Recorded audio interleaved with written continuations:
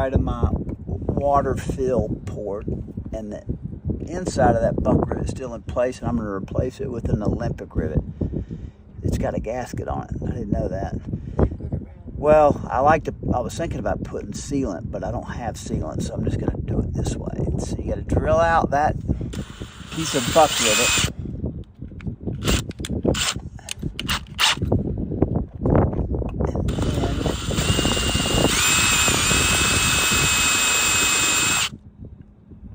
Doesn't want to come out. They just... There it is. Yeah, they just drop down in there. So then you put the rivet in the rivet gun.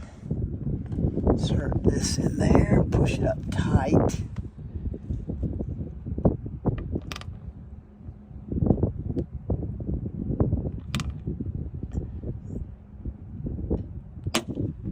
And there you go.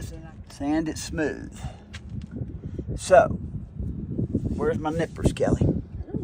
Go there in my little toolbox. And I'm assuming if you're going to sand it with like a wet, dry sandpaper, you're going to want to tape around it so you don't accidentally Or you can, a lot of people, there's a tool, special tool that'll do this.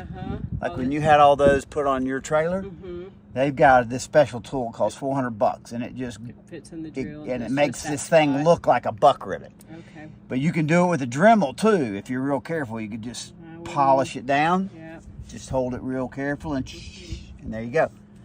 But I'm just going to cut it off. Don't you have some that have a flat head? No, that'll be fine. And then I've just got to sand them off.